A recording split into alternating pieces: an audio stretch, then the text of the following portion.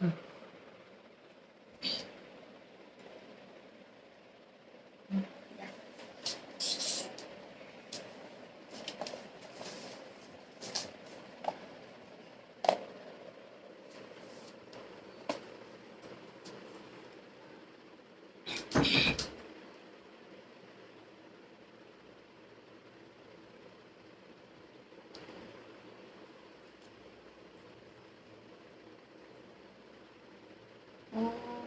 नमो अरिहन्ताणम् ॐ नमो सर्वसिद्धाणम् ॐ नमो आयर्याणम् ॐ नमो वज्रायाणम् नमो लोये सवसामूनम् एषो पञ्चनमोकारो सर्वपावपनाशिनो मङ्गलानं च सर्वेसिं परमं हवै मङ्गलं परमं हवै मङ्गलम् धम्मो मङ्गलमुपीठम् अहिंसा संयमो तवो देवावितं नमंसन्ति जसधम्मे संयामनो जसधम्मे संयामनो। सर्वप्रथम हम सबकी आस्था के केंद्र प्रभु महावीर को कोटि वंदन। उन्हीं की आज्ञा में विचरण करने वाले सभी चारित्र आत्माओं को सत सत वंदन। आदरणीय सुश्रावक श्राविकाएं,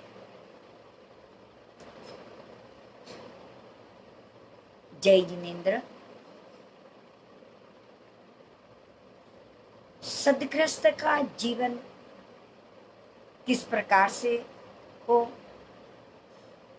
सदग्रस्त के अंदर सबसे पहली बात की चर्चा हुई थी पूज्य जनों के प्रति आदर भाव, सम्मान भाव, सत्कार भाव, यत्नापूर्वक प्रवृत्ति, कषायों की मंदता, परिपुण्य का उपार्जन, सारे उत्तरदायित्व को समझते हुए अपनी आत्मा के लिए भी कुछ समय निकालकर आत्म आराधना करना। इस आत्म आराधना के अंदर 14 प्रकार के नियम, 3 मनोरथ का चिंतन, सामयिक आदि की आराधना के महत्व का स्वरूप हम चिंतन कर, समझ कर, श्रद्धा कर अपने जीवन में आचरण में कैसे लाएं, उसका चिंतन हम कर रहे हैं। समय की आराधना करते समय समय का जो फल है वो समता का फल है। उस समता को प्राप्त करने के लिए हम समय के अंदर अपने राग द्वेष कैसे मंद होवें, किस प्रकार से क्षीण होवें और हम अपनी आत्म उत्थान की ओर कैसे आगे बढ़ें, इसका चिंतन का विषय चल रहा है। द्वेष भावनाओं को नष्ट करने के लिए मैत्री भावना, प्रमोद भावना, कारुण्य भावना और मध्यस्थ भावना का चिंतन, जिससे द्वेषात्मक मन की जो वृत्ति है वो क्षीण हो जाती है और राग भाव को अलग करने के लिए, राग का क्षय करने के लिए 12 प्रकार की वैराग्य भावना का स्वरूप, जिसका चिंतन करने से राग भाव अलग होता है। अनित्य भावना, अशरण भावना, संसार भावना, एकत्व भावना, अन्यत्व भावना, असुचि भावना, ये 6 भावनाएं संसार के राग भाव को अलग कर वैराग्य भाव की ओर हमारी आत्मा को आगे बढ़ाती है। पीछे की जो 6 भावनाएं हैं, जो तत्व की प्रेरक है, तत्व का सम्यक स्वरूप का चिंतन करते हुए आत्मा के साथ कर्मों का बंध अनादि काल से चल रहा है, उस कर्मों के आने के मार्ग को आश्रव कहा जाता है। वो आश्रव तत्व की अनुप्रेक्षा के द्वारा हमने समझने का प्रयास किया। आते हुए कर्मों को किस प्रकार से रोका जा सके, किस प्रकार से उसको समृद्ध किया जा सके, इसका चिंतन संबर भावना यानी संबर अनुप्रेक्षा से हमने किया। आश्रव भी तत्व है, संबर भी तत्व है, और तीसरी भावना है निर्जरानुप्रेक्षा, यानी निर्जरा भावना का अनुप्रेक्षा करना, निर्जरा भाव का चिंतन करना, निर्जरा की जो अनुप्रेक्षा है उसका चिंतन करना, वह निर्जरानु अनुप्रेक्षा कही जाती है। यानी कि कर्म बंधे हुए हैं, कर्म की स्थिति लंबी होती है, कर्मों का बंद होने के बाद अबाधा काल आता है, उदय उदीर्णा, इस प्रकार से जो कर्मों की 10 अवस्थाएं बताई गई है, उस एक अवस्था के अंदर सत्ता का स्वरूप समझाया गया है। सत्ता का अर्थ होता है कर्मों का स्टॉक में रहना। कर्म जो स्टॉक में पड़े हैं उसको सत्ता कहते हैं। अनंत काल से हमारी आत्मा इस संसार में परिभ्रमण करती हुई जो कर्मों का बंद कर रही है, तो कई वे बंधे हुए कर्म जो हमारी सत्ता में पड़े हुए हैं, वे कई कर्म उदय में आकर के आत्मा से अलग हो जाते हैं। जब वे आत्मा से अलग हो जाते हैं उसके क्षय हो जाता है, और जो स्टॉक में पड़े हैं वे हमारे कर्म सत्ता में पड़े हुए हैं। संबर भाव अनुप्रेक्षा से आते हुए कर्मों को सम्यक प्रकार से समझकर उसको रोकने का स्वरूप हमने समझा। अब जो स्टॉक के अंदर जो सत्ता रूप में हमारे अंदर कर्म पड़े हैं, उनको निकालने के लिए, उनको हमारी आत्मा से अलग करने के लिए हम निर्जरानुप्रेक्षा का चिंतन करना है। यानी कर्म बंधन के नष्ट करने के लिए जो मन का संकल्प है, मन का दृढ़ वृत्ति जो हमारे अंदर है, उसके विपाकों का चिंतन करना ही निर्जरानुप्रेक्षा है। संसार के अंदर, संसार जहाँ दुख है उसको संसार कहते हैं, और इस संसार के अंदर जो दुख का स्वरूप समझाया, और उस दुख के स्वरूप क्यों दुख हो रहा है, अपने स्वयं के कर्मों से दुख हो रहा है, और हमारा मिथ्या चिंतन के द्वारा, गलत चिंतन के द्वारा वे कर्म हमारे लिए दुख का कारण जो बन रहा है, वे दुख वो प्रकार से हमारे सामने आते हैं। वे कर्म दुख को लेकर के दो प्रसंग से हमारे सामने होते हैं। पहला प्रसंग है इच्छा के बिना, इच्छा के बिना और ज्ञान रहित अवस्था के अंदर वे कर्मों का उदय में आता है। जो सत्ता में पड़े थे वे कर्म क्रमशः उदय में आते रहते हैं, यानी निरंतर वे कर्म हमारे उदय में आते रहते हैं, क्योंकि निर्जरा एक तत्व है, और तत्व उसे कहा जाता है जो तीनों काल शाश्वत रहता है, यानी निर्जरा संसार में हमेशा रहती है, इससे इस निर्जरा को निर्जरा तत्व कहा गया है। तो ये तत्व सभी आत्मा के साथ जुड़ा हुआ है। जो कर्म बंद करता है उसकी एक समय के बाद उसकी निर्जरा भी होती है। तो ये निर्जरा तत्व क्रमशः हमारे आत्मा में लगे हुए कर्मों का कुछ भी पुरुषार्थ न करने के बाद में भी वो कर्म अपने आप जब परिपक्व हो जाते हैं तो उदय में आते हैं और उदय में आकर के निर्जरा हो जाती है। जो इच्छा के बिना हम नहीं चाहते हैं वैसे ही कर्म हमारे उदय में आकर के निर्जरा हो जाती है। कर्मों का विपाक होता है और विपाक होकर के कर्म उदय में आकर के निर्जरा हो जाती है जो हम नहीं चाहते। जैसे चार गति के अंदर परिभ्रमण करना हम नहीं चाहते, फिर भी हमारा संसार के अंदर नरक, तिर्यंच, मनुष्य, देव गति के अंदर परिभ्रमण हो रहा है। हम ऐसा नहीं चाहते कि हमारी इंद्रियां हमें स्वस्थ नहीं मिले, यानी बहरे हो जाए, अंधे हो जाए, गूंगे हो जाए, ये हम नहीं चाहते हैं। फिर भी संसार के अंदर अनेक प्राणियों को जब हम चिंतन करते हैं, देखते हैं, तो वे कोई गूंगे होते हैं, कोई बहरे होते हैं, कोई अंधे होते हैं। इस प्रकार की इच्छा वो चाहता नहीं है। जो बहरे हैं, जो गूंगे हैं, वो ये नहीं चाहते कि हम गूंगे बने, हम बहरे बने, ये वे नहीं चाहते हैं। फिर भी कर्मों का उदय, ये कर्म किसने किए? हमारी आत्मा ने ही पूर्व भोग के अंदर ज्ञानावरणीय, दर्शनावरणीय, वेदनीय, मोहनीय, आयुष्य, नाम, गोत्र, अंतराय जो कर्मों का बंध किया है, उन कर्मों का विपाक आने पर, उन कर्मों का विपाक होकर उदय में आकर आने पर हमें ऐसी ऐसी अवस्थाएं प्राप्त होती है।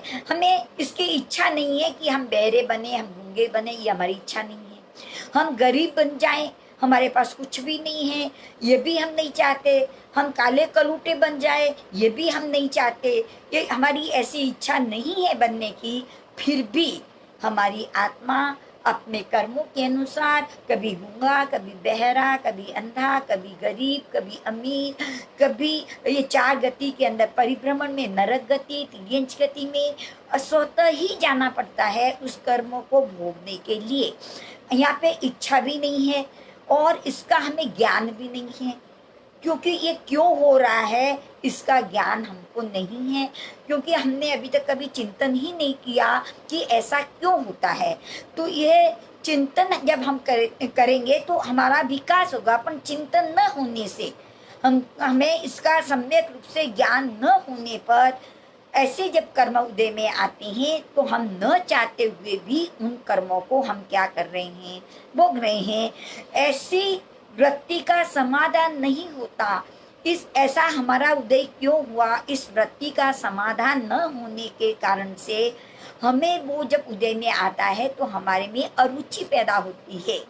हमें वो चीज अच्छी नहीं लगती, स्वयं से भी घृणा होती है, सहयोग ऐसे होने, अंधे बहरे होने से घृणा होती है, गरीब आदि की स्थिति से भी घृणा होने लग जाती है। तो वो हमारे अंदर एक अरुचि पैदा करते हैं, नफरत पैदा करते हैं। कई लोग तो ऐसी अरुचि होने पर आत्महत्या तक की भी स्थिति में चले जाते हैं। ऐसी अरुचि होती है, उस अरुचि के कारण से इसका परिणाम अच्छा नहीं होता। यानी ऐसी अरुचि होने से और आत्महत्या आदि जीवन में कर लेने से इसका रिजल्ट आगे, इसका परिणाम अच्छा नहीं होता। और जब परिणाम अच्छा नहीं होता तो संसार में जन्म मरण का चक्र चलता ही रहता है।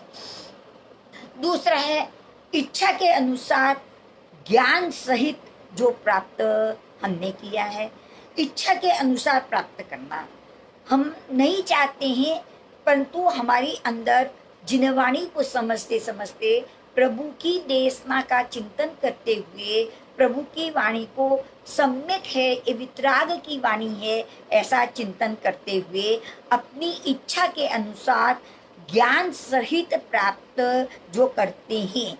जैसे इच्छा है, इच्छा के अनुसार मुझे सब कुछ भोजन व्यवस्थाएं सब कुछ अच्छी तरह से प्राप्त हुई है, पुण्यवानी बहुत है, सब कुछ मिलने पर भी प्रभु के बताए हुए मार्ग यानी सम्यक तप की आराधना, सम्यक दर्शन ज्ञान, सम्यक दर्शन, सम्यक चारित्र और ये सम्यक तप, ये चारों ही मोक्ष के मार्ग हैं। इसको सम्यक रूप से समझ करके सम्यक ज्ञान, उस तप का, उस साधना का ज्ञान, श्रद्धा और जीवन के अंदर आचरण, और उस प्रकार से सत्ता में पड़े हुए कर्मों को निकालने के लिए तप की जो आराधना की जाती है वह इच्छा अनुसार की जाती है। सब कुछ प्राप्त होते हुए भी तपस्या करने के जो उत्कृष्ट भाव होते हैं, अनमोल भाव होते हैं कि सब कुछ प्राप्त है फिर भी मुझे तप करना है। सब कुछ प्राप्त होते हुए भी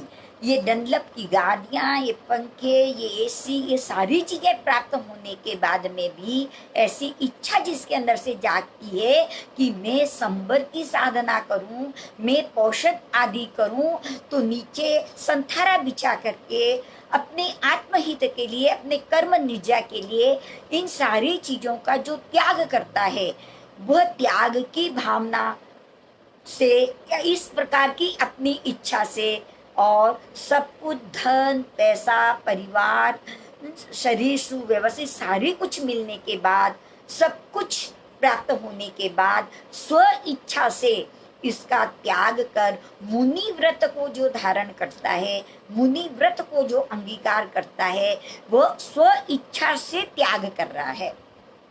और जहाँ स्व इच्छा से त्याग होता है, ज्ञान सहित त्याग होता है, उसका स्वरूप समझ करके जो त्याग होता है, उसके अंदर जीवन के अंदर जब मुनि व्रत को धारण करता है उस समय में उसके पास कुछ नहीं रहता, एक गरीब की अवस्था आ जाती है।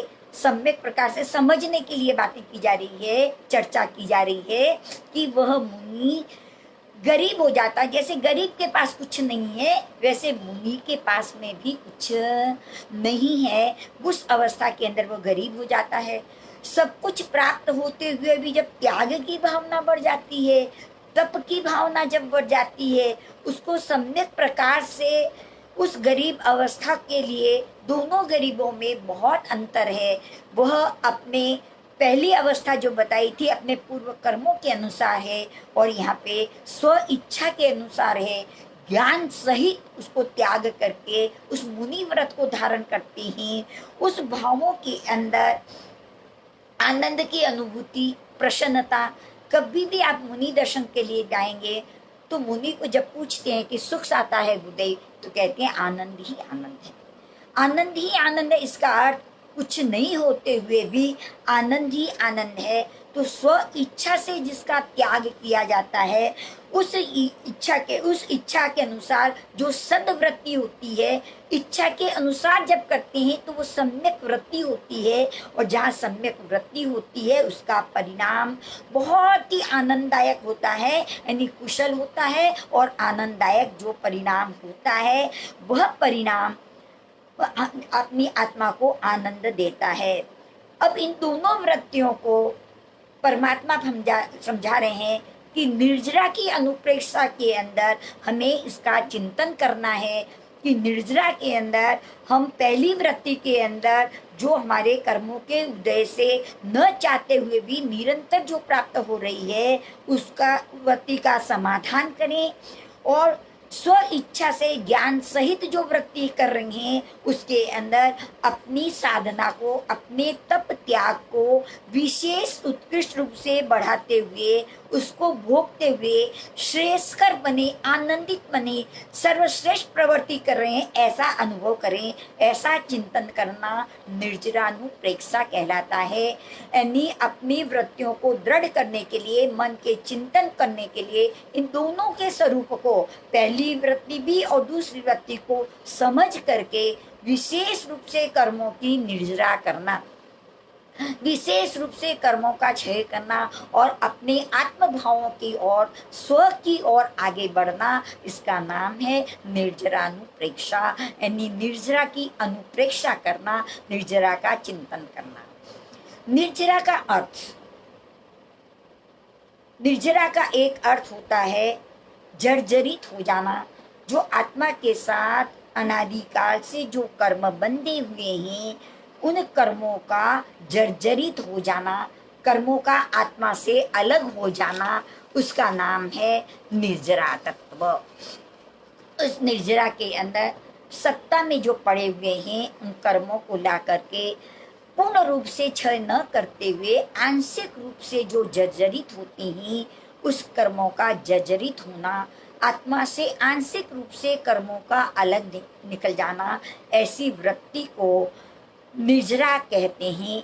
यह निर्जरा सत्ता में पड़े हुए कर्मों को निकालती है।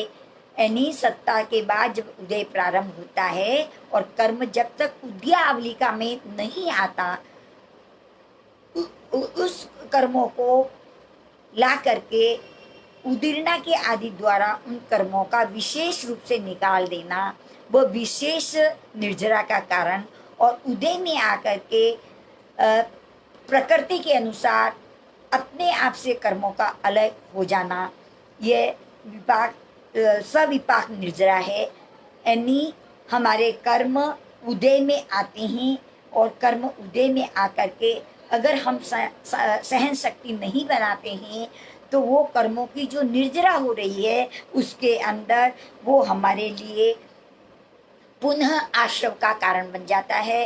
कर्म उदय में आते ही हम उन कर्मों से जुड़ जाते हैं, दुख का कारण बनता है और वो कर्म से वापस पुनः आश्रव होता है। इस प्रकार की व्यवस्था, कर्म उदय में आए, कर्मों को भोगा गया पर सम्यक प्रकार से सहन शक्ति नहीं बनी, फिर नए कर्मों का बंध हुआ, फिर कर्मों वापस उदय में आए, यानी विपाक, सविपाक निर्जरा जिसको कहते हैं। कर्म उदय में आते रहते हैं और फिर पुनः भोगते हैं। भोगते समय हम जागृत न होने के कारण से पुनः कर्मों का बंध करते हैं और फिर उदय ये चलता ही रहता है। उसको सविपाक निर्जरा कहते हैं। यानी कर्म जो उदय में आए हैं उनका अनुभव करके जो कर्म निकल रहे हैं वो सविपाक निर्जरा है, पर इसके कारण इसके अंदर एक बहुत बड़ा आश्रव का द्वार खुला ही रह जाता है। इसे पुनः पुनः नए कर्म बंधते हैं। तो इसका सम्यक अगर चिंतन करें तो ये समझ में आया कि हम कर्मों का स्वरूप समझ नहीं पाते हैं, इसे सहनशीलता प्राप्त नहीं होती और वो पुनः पुनः कर्मों का बंध होता है। इस सवपाक निर्जरा के अंदर 4 गति का परिभ्रमण चलता ही रहता है। अनंत काल बीत चुका, जो इस सविपाक निर्जरा में ही जो हम पड़े रहे, पृथ्वी काय, अप काय, तेव, वायु, वनस्पति, बेंद्री, तेंद्री, चौरंदी, असंदी, पंचेंद्री, इन सारी अवस्था के अंदर इस जीव ने सविपाक निर्जरा ही की। इसलिए वहां से उसका कोई भी प्रकार से, यहाँ तक कि नरक और देवता के अंदर भी, सन्नी, तिर्यंच, पंचेंद्री के अंदर भी वह इस सविपाक निर्जरा के साथ ही जुड़ा रहा और इसके साथ जुड़ते रहने से निरंतर कर्म का उदय चलता गया, निरंतर निर्जरा भी होती गई और निरंतर आश्रय द्वार खुला रहने से पुनः पुनः कर्मों का बंध हुआ। जैन दर्शन के अंदर सविपाक निर्जरा के साथ एक अविपाक निर्जरा का विशेष महत्व बताया कि हम अपने जीवन के अंदर अविपाक निर्जरा के स्वरूप को भी समझें। यानी कर्म उदय में नहीं आया है, उस कर्म को उदय में ला करके उसकी निर्जरा कर देना, उसका क्या है, विपाक तो नहीं आया है किंतु कर्मों को ला करके कर्मों की निर्जरा कर देना, उसका नाम है अविपाक निर्जरा। जैसे कैरी को हमने देखा, कैरी के अंदर वर्ण हरा था, उस कैरी में कोई विशेष गंध नहीं थी, उस कैरी के अंदर रस भी खट्टा था, उस कैरी का स्पर्श किया तो कैरी कठोर थी। जब हमने कैरी को देखा तो कैरी का वर्ण हरा था, उसको सूंघा तो उसके अंदर विशेष कोई सुगंध नहीं थी, चखा तो खट्टा रस था और स्पर्श किया तो कठोर था। किंतु हम उस कैरी को ला करके गेहूं के अंदर, कोई बॉक्स के अंदर, पेपर के अंदर, जहाँ पे गर्मी है, ताप है, जहाँ पे ताप का विषय है, गर्मी का व्यवस्था है, उसके अंदर अगर हमने कैरी को डाल दिया, 3-4 दिन के बाद हम देखेंगे उस कैरी का हाथ में लेंगे तो उसका स्पर्श कठोर की जगह मुलायम हो गया होगा।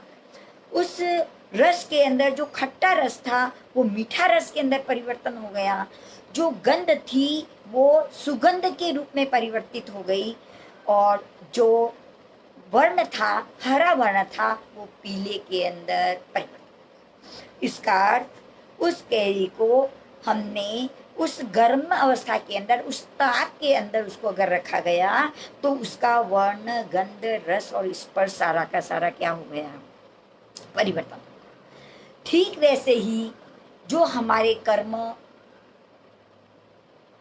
बाद में उदय में आने वाले हैं और उदय में आकर के हमारे से अलग तो होंगे, निर्जरा तो होगी, किंतु अगर उदय का ही इंतजार करते रहेंगे तो वो चक्र चलता ही रहेगा, कभी अंत हो ही नहीं सकता। किंतु हम तो देखते हैं कि अनंत आत्माएं सिद्ध बुद्ध मुक्त हो चुकी है। वर्तमान के अंदर महाविद्य क्षेत्र, 5 महाविद्य क्षेत्रों में से संख्यात आत्माएं प्रति समय सिद्ध बुद्ध और मुक्त हो रही है और भविष्य में भी अनंत आत्माएं मोक्ष जाएगी। इसका अर्थ अगर सविपाक उदय हुआ तो आत्मा कभी मुक्ति को प्राप्त नहीं करती। तो अविपाक उदय का विशेष महत्व बताया कि जो कर्म उदय में आने वाले हैं उन कर्मों को हम पहले ही उदय में ला कर के उन कर्मों के विपाक को क्या कर दें, जल्दी से लेके आ जाए और स्व इच्छा से लाएं। जहाँ स्व इच्छा से लाया जाएगा वहां पर हमारे परिणाम शांत होंगे और उससे विशेष निर्जरा होगी। तो अविपाक निर्जरा के अंदर भी 2 प्रकार बताए गए, एक इच्छा का निरोध न करने पर और एक इच्छा का निरोध करने पर। इच्छा का निरोध नहीं है, इच्छा के अंदर संबद्ध की स्थिति नहीं हुई, हमने निरोध नहीं किया। जैसे कई बार ऐसा होता है कि व्यापारी वर्ग जो होते हैं वे अपनी दुकान के अंदर जो व्यापार कर रही हूँ और व्यापार अच्छा चल रहा है, चलते चलते एक ग्राहक गया, दूसरा ग्राहक, यानी एक कस्टमर चला गया, दूसरा कस्टमर आ गया, तीसरा आ गया, चौथा आ गया, टिफिन आया हुआ पड़ा है, भूख भी जबरदस्त लगी है, भोजन की इच्छा भी है, सब कुछ होते हुए भी ग्राहक कस्टमर हमारे सामने खड़े हैं तो उस भोजन को वो 5 बजे तक नहीं कर पाता, 6 बजे तक नहीं कर पाता। कभी कभी तो ऐसी स्थिति बनती है कि दिन का भोजन और रात्रि का भोजन है, हालांकि रात्रि भोजन का त्याग करना चाहिए, फिर भी इस व्यवहार व्यवस्था की दृष्टि से वो रात्रि का भोजन और सुबह का भोजन दोनों एक समय ही करता है। इतने समय तक उसने भूख को सहन किया है, प्यास को सहन किया है, उन सारी भूख और प्यास को सहन शक्ति है, उसको सहन करने की जो ताकत है, उस समय भी उसके कर्मों की निर्जरा तो हो रही है। कर्मों की विशेष निर्जरा नहीं हो पा रही है, परंतु कर्मों की अल्प निर्जरा तो क्या हो रही है, हो रही है, क्योंकि उसको वो सहन कर रहा है, पर आत्महित के लिए नहीं करता, कर्म निर्जरा के लिए नहीं करता। कोई व्रत पचकान नियम उसके जीवन के अंदर कुछ भी नहीं है। ऐसा नहीं है कि मैंने पौरसी पचकी, फिर 2 पौरसी 3 पौरसी कर लूँ, वो भी उसके भाव नहीं है। न तो पचकान के भाव है, न कर्म निर्जरा का भाव है, न आत्म लक्ष्य का, मोक्ष परमात्मा का लक्ष्य है।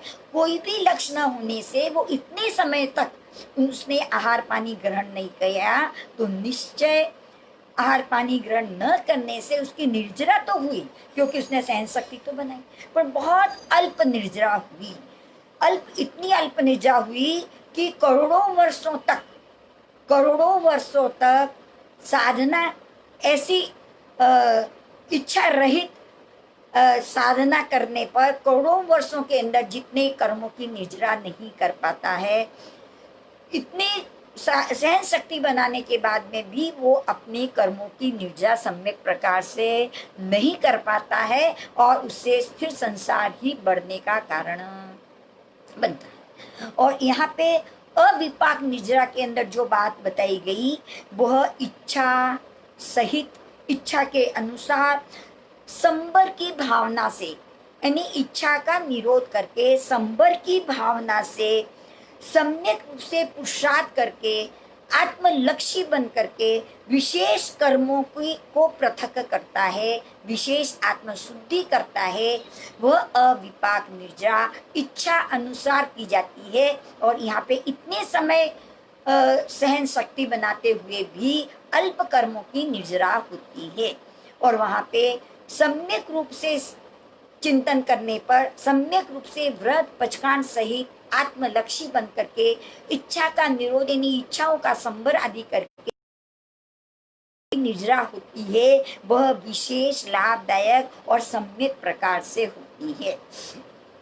उस कर्मों की निर्जरा के अंदर आत्मा लक्ष्य तक पहुंच जाती है। जैसे अर्जुन माली का स्वरूप अगर हम देखें तो अर्जुन माली के जीवन के अंदर जिसने 6 महीने तक इस प्रकार से कर्मों के बंद किए, 1141 जीवों की हिंसा की, 1141 जीवों के प्राण उसने लूटे।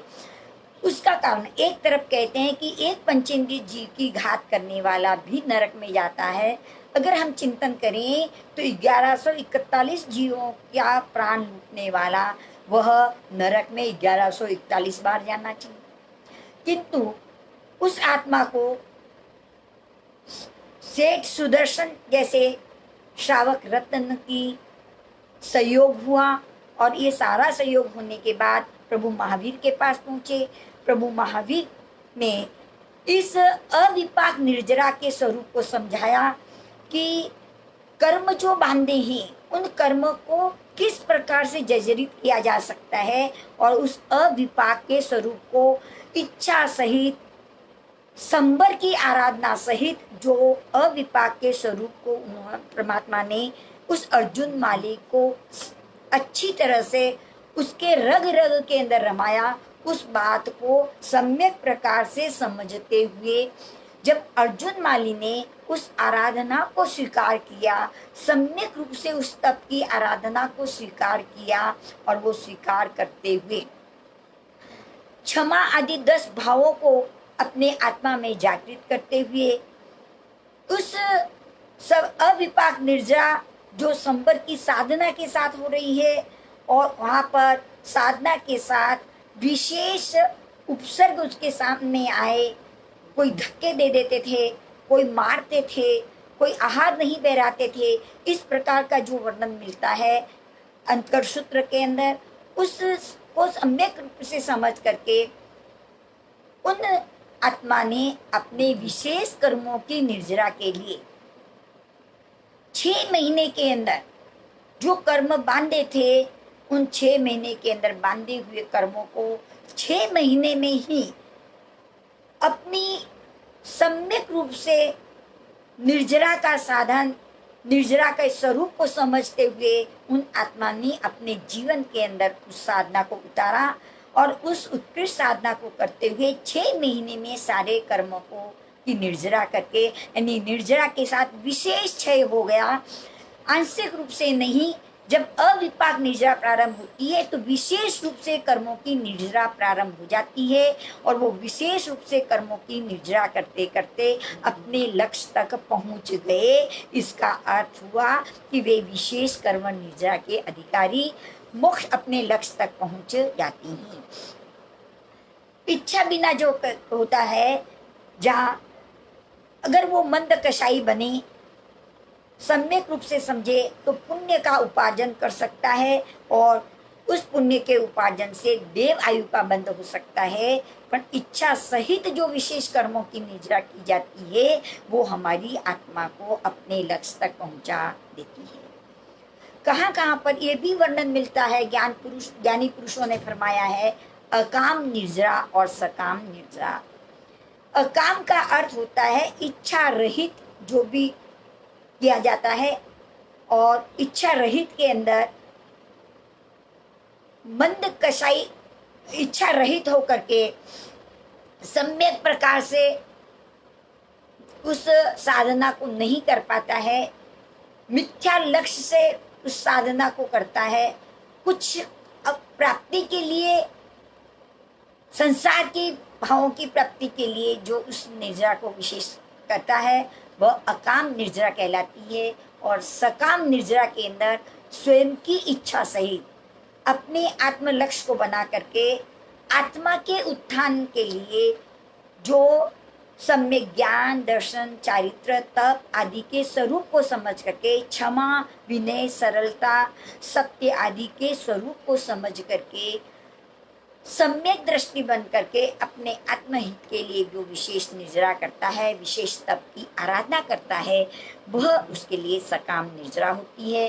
तो ऐसे अकाम निर्जरा और सकाम निर्जरा के स्वरूप को भी हम समझे और इन सारे स्वरूप को अच्छी तरह से समझ करके हम तप, निर्जरा और तप भिन्न नहीं है, अलग अलग नहीं है। जहाँ तप है वहाँ निर्जरा अवश्य होगी।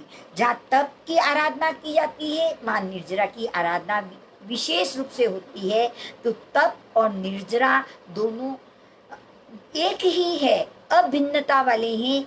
जहाँ तप है वहाँ पे निर्जरा है। तो हम तप की आराधना करके हम अपने कर्मों को किस प्रकार से आत्मा से अलग करें, तप का क्या महत्व है।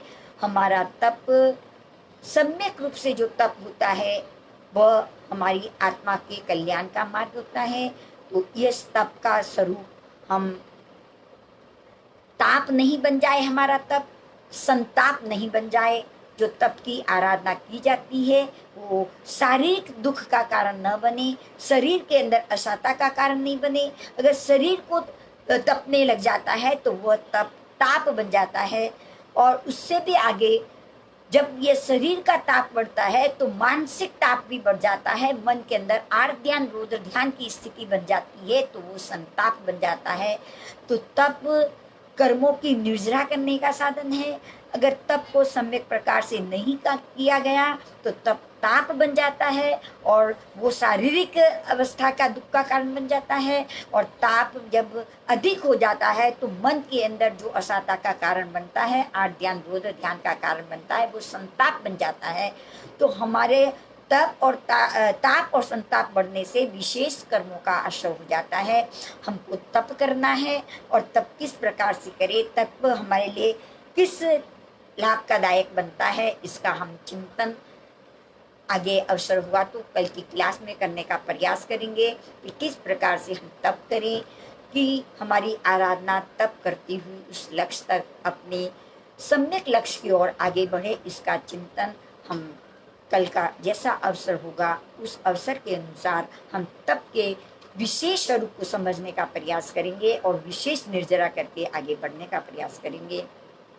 इन निर्जरा के वेदों को लेकर के हमने अपनी भाषा के अंदर परमात्मा के बताई हुई देशना को लेकर के ही हम अपनी भाषा के अंदर इसको समझने का प्रयास कर रहे हैं कि हम कैसे तप करें और कैसे हमारी आत्मा अलग बढ़े। अलग अलग प्रकार के तपों से हम समझने का अवश्य प्रयास करेंगे। और जब यह तप हमारी आत्मा के लिए विशेष कर्म का निर्जरा बनेगी, इस सारी बातों का चिंतन करते हुए, समझाते हुए, आगम के विरुद्ध कुछ भी कोई भी प्रकार का शब्दावली बोलने में आई हो तो उसको मैं बारंबार मिच्छामि दुक्कड़म कहती हूँ। और ये सब तप, ये निर्जरा का निर्जरानुप्रेक्षा हम सब के लिए लाभदायक बने। हाँ, एक विशेष बात है कि बहुत सारी बहनें ये कहती है कि हम इस ये जो हमारी क्लास चल रही है उसके अंदर हम सामायिक की आराधना करती हैं। ये सामायिक की आराधना इस जो व्यवस्थाएं हैं उस व्यवस्थाओं के अंदर जो करते हैं इसमें सामायिक करना नहीं लगता, क्योंकि ये देश काल की व्यवस्था ही ऐसी है, ऐसा हुआ, इस कारण से हम इन सारे साधनों का उपयोग कर रहे हैं। और ये इलेक्ट्रिसिटी की जो भी साधना है उसके अंदर तेऊकाय की विराधना हुई है और सामायिक के अंदर हम 6 काय की विराधना का त्याग करते हैं। ये सुनते हुए हम सामयिक आदि की साधना नहीं करें, सिर्फ हमारे ज्ञान की वृद्धि हुए, हमारी श्रद्धा की वृद्धि हुए, हम आगे इस प्रकार से बढ़ें। क्योंकि मुझे अभी किसी का फोन आया था, उन्होंने बताया कि हम सामायिक भी कर लेते हैं, सुन लेते हैं। इस बात को विशेष क्लियर करने के लिए वो अपने सामायिक चारित्र की आराधना नहीं करे, ज्ञान और श्रद्धा को मजबूत करने के लिए इसको और अच्छी तरह से समझने का प्रयास करें। इन्हीं मंगलमय भावनाओं के साथ सबका मेरी चर्चा करने का जो हमें अवसर, आदान प्रदान करने का अवसर मिला, उसे बहुत ही आनंद की अनुभूति होती है और यह हमारे ज्ञान का विकास बढ़े। इसी मंगलमय भावनाओं के साथ मंगल पाठ गुरुदेव की आज्ञा से चत्तारी मंगलम अरिहंता मंगलम सिद्धा मंगलम साहू मंगलम केवली पणितो धम्मो मंगलम चत्तारी लुगुत्तमा अरिहंता लुगुत्तमा सिद्धा लुगुत्तमा साहू लुगुत्तमा केवली पणितो धम्मो लुगुत्तमो चत्तारी शरणम पवज्जामि अरिहंती शरणम पवज्जामि सिद्धि शरणम पवज्जामि साहू शरणम पवज्जामि केवली पणितम धम्मम शरणम पवज्जामि। ये 4 शरणा दुखहरणा और न शरणागत होय, जो भव्य प्राणी आदरे तो अक्षय अमर पद हुई। इन्हीं मंगलमय भावनाओं के साथ जय जिनेन्द्र, जय महाराज।